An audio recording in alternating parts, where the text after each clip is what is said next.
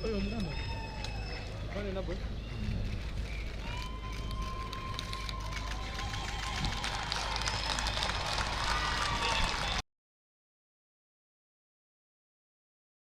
unity, among other values, winning many hearts of the youth of Uganda. The activists were later to be the firm foundation for the protracted people's struggle in the 1980s. He led the National Resistance Movement, National Resistance Army, in the War of Resistance and National Liberation from 1981 to 1986. That was won on the basis of self-reliance, sacrifice, a clear vision, mission, objectives, and impeccable leadership on all strategic, operational, and tactical levels. He formed and nurtured the National Resistance Army, National Resistance Movement, and led them to victory, having won and brought on board the masses of Ugandans in their socio-economic diversity. The National Resistance Army, which at one time rose to over 100,000 men, was the largest army Uganda had ever had. He spearheaded the conversion of many intellectuals of our countrymen and women and other members of society to join this struggle. He built the mass movement, National Resistance Movement, almost starting from scratch. The National Resistance Movement has since been a pride to all Ugandans and shall remain so for very many years to come. Any shortcomings seen in the National Resistance Movement today are simply challenges of success and are not insurmountable.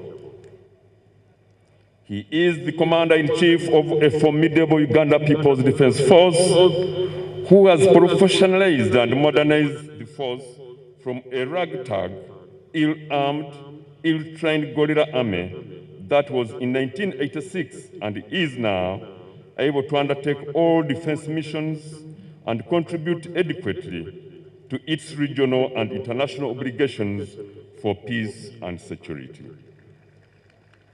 He halted economic decline, nosedive, that characterized the Ugandan economy in the 1970s and early 1980s up to 1986, reversed the economic decline from 44% to an average growth of 4% per annum in the last 36 years.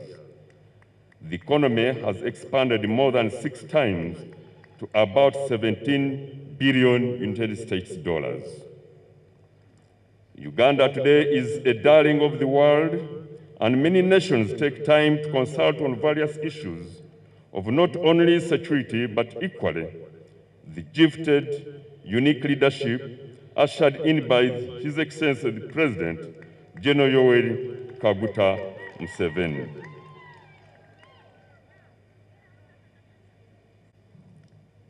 As a mentor and educationist, he has ensured that Uganda's literacy levels improved from 65% by 1986, when the population was 14 million, to 87.4% in 2015 through vibrant policies such as UPE, USE, Universal Post-Primary Education, BTVET, Universal Loan Scheme, among others.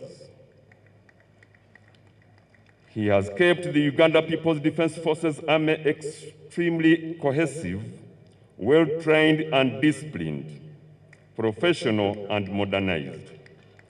He has been an ever-victorious commander, managing wars and preventing them from escalating by insisting on fighting just wars and never to engage in unjust ones. He has also influenced and spearheaded corporate responsibility in the army of giving back to the people. As a leader who uses revolutionary and open methods of work with the zeal to serve his nation and the African region at large, beyond the call of duty, exhibiting extraordinary instances of heroism, he deserves to be awarded the most highest military order of the Katonga Star. Your Excellency, it has been drawn to my attention that through slip of tongue, I mentioned that you were born in 1984. That's wrong. You were born in 1944. I thought I should make that correction. Your Lordship, the Chief Justice, you may now step ahead and decorate the President.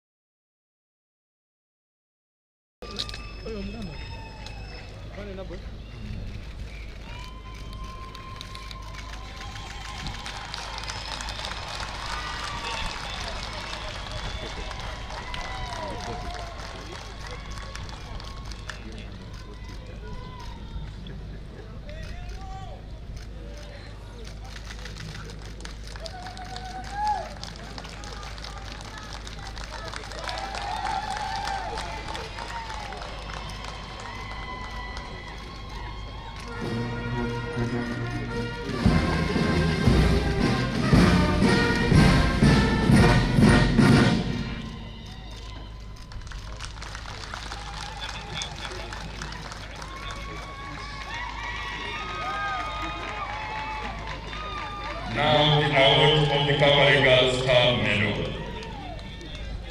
Pursuant to Section 3.2, Second Schedule, Part 1 of the National Honors and Awards Act 2001, the Katonga Star Medal is the second highest